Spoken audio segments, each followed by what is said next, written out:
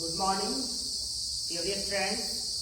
आज हम क्लास 11 में बायोलॉजी में नया टॉपिक यानी जीवाणुओं के प्रकार का अध्ययन करेंगे, जिसमें से आपके आकृति के आधार पर यानी जीवाणुओं के प्रकार पढ़ेंगे।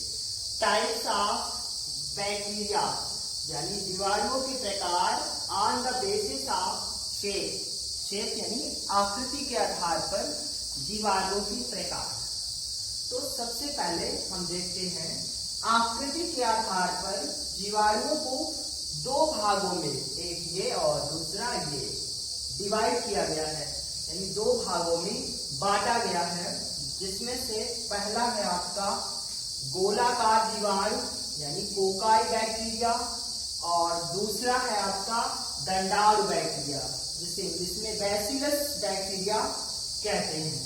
तो गोलाकार बैक्टीरिया या गोलाकार जीवाणु से समझ में आता है, इनकी जो आकृति होगी वो गोल आकृति होगी या गोल आकार के होंगे।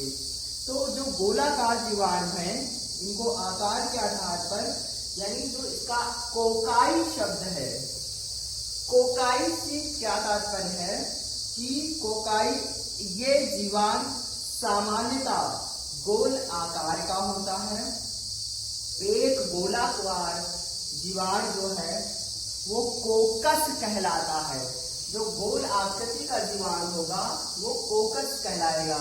तो कोकाई से समझ में आया कि गोल आकृति, और जो गोल आकृति के जीवाणु होंगे वो कोकस कहलाएंगे। तो इसे जितने भी नीचे दिए गए हुए हैं ये सारे गोलाकार जीवाणु के ही भाग हैं।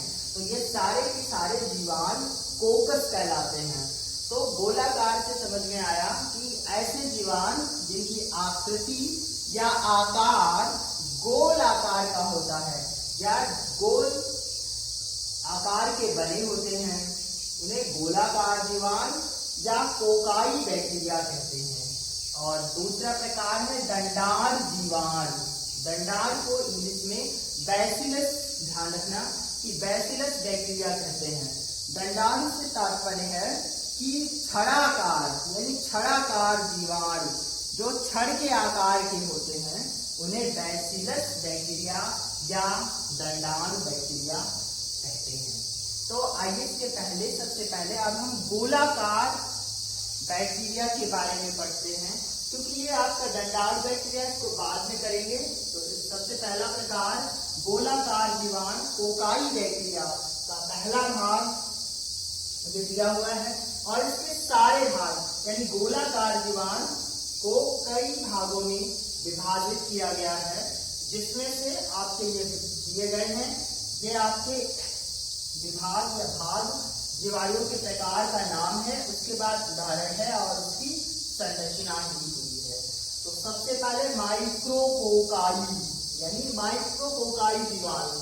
कोकाई से बताया था, जिसमें कोकाई या कोकस दिया होगा वो सभी गोल आकृति के होते हैं। कोकस या कोकाई से ही तात्पर्य है गोल संरचना या गोल आकृति।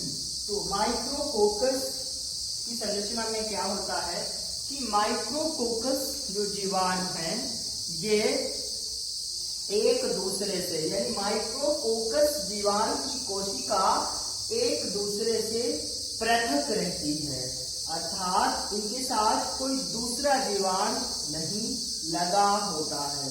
जैसे देखिए आप उदाहरण में माइक्रोकोकस यानी माइक्रोकोकाई जीवाणु का उदाहरण आपका माइक्रोकोकस दिया गया है।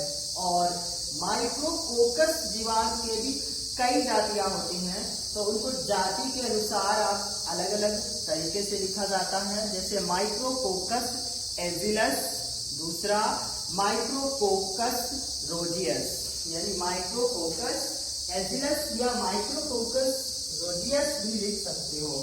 आपको बताया कि माइक्रोकोकाई जीवाणु की जो कोशिका है वो अलग अलग पृथक होती है, यानी ये अलग अलग या अकेले की संरचना में व्यवस्थित होते हैं। तो देखिए ये संरचना दी गई है माइक्रोकोकस उदाहरण की। देखिए इसमें क्या है, केवल एक जीवाणु की संरचना बनी हुई है। इसके साथ कोई दूसरा जीवाणु नहीं है। आपको बताया कि माइक्रोकोकाई जीवाणु की कोशिका अलग अलग पृथक होती है, तो ये अलग है। अगर दूसरा ले लेगा तो भी अलग होगा, इसके साथ चिपका हुआ या नहीं संबंधित नहीं होगा। यानी ये अलग अलग आप बना सकते हो, लेकिन ये अलग अलग ही होंगे माइक्रोकोकाई। इसके बाद आपका दूसरा जीवाणु आता है डिप्लोकोकस। डिप्लोकोकस, और इसमें भी कोकस आया तो इसकी संरचना भी गोल होगी। तो डिप्लो से आपसे डाई आपने पढ़ा है, डाई से तात्पर्य होता है दो, यानी आप पढ़ के आते हो डाई ट्राई, ट्राई से तीन तात्पर्य होता है, तो डिप्लो से दो समझ में आता है। तो कोकाई जो है इसमें एक निश्चित तल में विभाजित होकर, यानी इसमें जो कोकस है डिप्लोकोकस में एक निश्चित तल में विभाजित होकर दो संरचनाओं में, आप कह सकते हो दो कोकाइयों का निर्माण करता है। यानी डिप्लोकोकस में जो कोकाई है वो विभाजित होकर के दो संरचनाओं का निर्माण करता है या दो संरचनाओं में व्यवस्थित होता है। यहाँ पर एक अकेली संरचना थी, परंतु यहाँ पर दो संरचनाएं आपस में चिपकी हुई हैं। और आपको जहां कहीं भी डिप्लोकोकस जीवाणु दिखाई देंगे तो इनके ये दोनों कोकाई, यानी इस गोल संरचना को कोकाई कहा जाता है। तो इसकी ये दोनों कोकाई आपको चिपके हुए मिलेंगे और संख्या में हमेशा दो प्रदर्शित होंगे या संख्या में दो ही व्यवस्थित होंगे। यहाँ पर आप संरचना बना लो तो भी दो, और कहीं भी आप बना लो तो आप दो दो बना सकते हो। इसका उदाहरण डिप्लोकोकस न्यूमोनी, यानी डिप्लोकोकस न्यूमोनी, न्यूमोनी है यानी इसका जीवाणु का नाम अलग से जुड़ के आया, और डिप्लोकोकस से समझ में आता है इसकी संरचना दो के रूप में या दो कोकाई के रूप में व्यवस्थित होगी। इसके अतिरिक्त और भी डिप्लोकोकस के उदाहरण हैं, जैसे मेनिंगोकोकस, इसके साथ गोनोकोकस, यानी कोकस जरूर जुड़ा होगा। मेनिंगोकोकस, गोनोकोकस, डिप्लोकोकस न्यूमोनी, इस प्रकार के उदाहरण हैं। और समझ में आया कि इनके जो कोकाई हैं वो विभाजित होकर के दो संरचनाओं का निर्माण करते हैं या दो संरचनाओं के रूप में व्यवस्थित रहते हैं। इसके बाद अब हमारा तीसरा आता है स्ट्रेप्टोकोकाई, यानी तीसरा जीवाणु है आपका स्ट्रेप्टोकोकाई। स्ट्रेप्टोकोकाई क्या है? इसमें जो जीवाणु है वो परस्पर, यानी स्ट्रेप्टोकोकाई में जीवाणु परस्पर एक दूसरे से मिलकर श्रृंखलाओं की संरचना बना देते हैं। यानी इसमें जीवाणु परस्पर एक दूसरे से मिलकर श्रृंखला का निर्माण करते हैं या श्रृंखला की संरचना बना देते हैं। तो स्ट्रेप्टोकोकाई देखिए क्या है, इसमें कई सारे कोकाई 1 2 3 4 5 और इसके अलावा और भी, और ये संरचना जिगजैग में, अनियमित आकार में, कई तरीके से इस संरचना का निर्माण होता है। यानी और ये संरचना कैसी है? एक चेन के रूप में है, श्रृंखला या कड़ी के रूप में है। तो आप कह सकते हो स्ट्रेप्टोकोकस जीवाणु में कोकाई परस्पर मिलकर एक श्रृंखला का निर्माण कर लेते हैं या एक श्रृंखला को निर्मित करते हैं। स्ट्रेप्टोकोकाई जीवाणु कहलाते हैं। इसका उदाहरण है स्ट्रेप्टोकोकस लैक्टिस, यानी इसका जो उदाहरण है वो आपका स्ट्रेप्टोकोकस लैक्टिस है। और फिर से समझिए कि जो स्ट्रेप्टोकोकाई जीवाणु है इसमें कई सारे जीवाणु या कई सारे जीवाणुओं की कोकाई परस्पर एक दूसरे से मिलकर एक श्रृंखला का निर्माण कर लेते हैं या एक चेन का निर्माण कर लेते हैं। स्ट्रेप्टोकोकस समझ में आया होगा। इसके बाद अब आता है सार्सिनी। सार्सिनी अगला हमारा जो जीवाणु है वो है आपका सार्सिनी या सार्सिनी, आप कैसे भी लिख सकते हो। तो सार्सिनी से तात्पर्य होता है बांधना। आप एक शब्द में समझ सकते हो कि सार्सिनी का जो तात्पर्य है कि बांधना, यानी कई सारे कोकाइयों को आपस में बांध करके रखना। तो आप इस पे लिखोगे कि सार्सिनी जीवाणु में जीवाणु या कोकाई एक दूसरे के समकोण पर, यानी एक दूसरे के समकोण पर ही कह सकते हो या सामने सामने कह सकते हो, एक दूसरे के समकोण पर तीनों तलों में इस प्रकार विभाजित होते हैं कि ये 8 या 64 से अधिक कोशिकाओं का एक घनाकार समूह बना लेते हैं। इन्हें हम सार्सिनी कहते हैं या समूह या बांध लेते हैं। आप कह सकते हो कि सार्सिनी जीवाणु में कोकाई एक दूसरे के समकोण पर इस प्रकार विभाजित होते हैं कि 8 या 8 से 64 कोशिकाओं को एक समूह के रूप में या घनाकार समूह के रूप में, यानी घनाकार बोला कह सकते घन के आकार में यानी क्यूब के आकार में एक संरचना बना लेते हैं या समूह बना लेते हैं। सार्सिनी जीवाणु कहलाते हैं।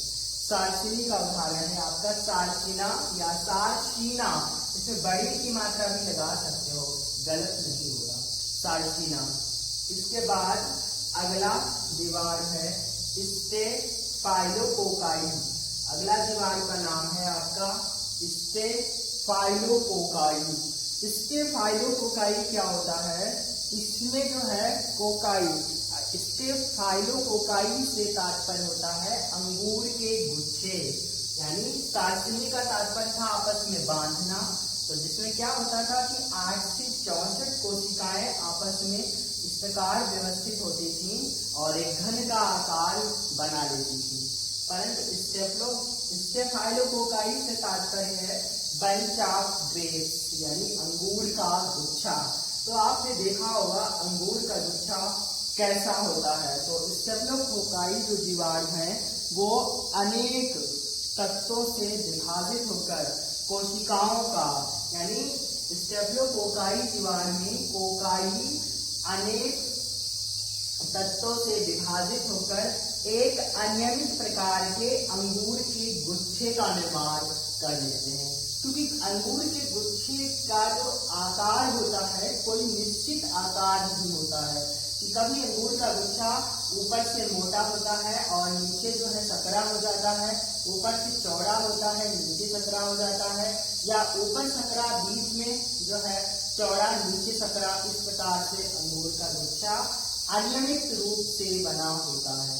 तो जो स्टेफाइलोकोकाई जीवाणु है ये भी अनियमित प्रकार से अंगूर के गुच्छे का आकार ले लेते हैं, तो इन्हें स्टेफाइलोकोकाई जीवाणु कहते हैं। यानी ऐसे कोकाई जो परस्पर, या ऐसे कह सकते हो ऐसे कोकाई जो अनेक तत्वों से विभाजित होकर कोशिकाओं का अनियमित गुच्छा बना लेते हैं। स्टेफाइलोकोकाई जीवाणु कहलाते हैं। इसका उदाहरण है स्टेफाइलोकोकस ऑरियस, यानी इसका जो उदाहरण है स्टेफाइलोकोकस भी लिखोगे आपका सही हो जाएगा। और ये आरियस जो है ये विशेष तौर पर या पार्टिकुलर रूप से एक स्टेफाइलोकोकाई जीवाणु का नाम है। तो स्टेफाइलोकोकस आरियस इस प्रकार लिख सकते हो। इसके बाद अगला है चतुष्क। चतुष्क से ही समझ में आता है इसकी जो संरचना होगी वो चतुष्क होगी, यानी चतुष्क को टेट्राकोकाई भी कहते हैं। चतुष्क को आप इंग्लिश में इस प्रकार लिख सकते हो टेट्राकोकाई। कोकाई से समझ में आता है कि गोल संरचना होगी, और आप पढ़ते आते हो डाई ट्राई और टेट्रा हेक्सा पेंटा, इसमें पेंटा हेक्सा इस प्रकार करते हो। तो चतुष्क को टेट्राकोकाई लिख सकते हैं, लिखते हैं इंग्लिश में। तो टेट्रा से तात्पर्य होता है 4, यानी संख्या में 4। तो आप कह सकते हो कि इसमें कोकाई एक दूसरे से समकोण पर इस प्रकार विभाजित होते हैं कि 4 कोकाइयों का समूह बना लेते हैं या 4 कोशिकाओं का समूह बना लेते हैं। चतुष्क से तात्पर्य है, यानी चतुष्क या टेट्राकोकाई, तो इससे क्या तात्पर्य है कि इसमें कोकाई इस समकोण पर, यानी इसमें कोकाई समकोण पर इस प्रकार व्यवस्थित होते हैं कि 4 कोशिकाओं का समूह बना लेते हैं, तो चतुष्क या टेट्रा कोकाई कहलाते हैं। तो फिर से देखिए, चतुष्क या टेट्रा कोकाई, चतुष्क या टेट्रा कोकाई जीवाणु में जो कोकाई हैं वो एक दूसरे से समकोण पर इस प्रकार व्यवस्थित होते हैं, या समकोण पर 2 तलों में, ये भी याद रखना है, एक तल ऊपर वाला, एक तल नीचे वाला, यानी 2 तलों में इस प्रकार विभाजित, 2 तलों में इस प्रकार विभाजित होते हैं कि 4 कोकाइयों का समूह बना लेते हैं।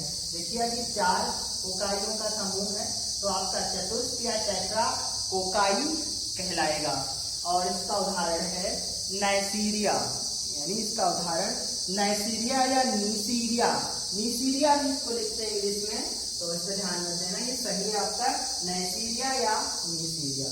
तो इस प्रकार आपके जीवाणुओं के प्रकार में गोलाकार जीवाणु यानी कोकाई बैक्टीरिया समाप्त हुआ। अगले वीडियो में हम दंडांत जीवाणु यानी बैसिलस बैक्टीरिया का अध्ययन करेंगे।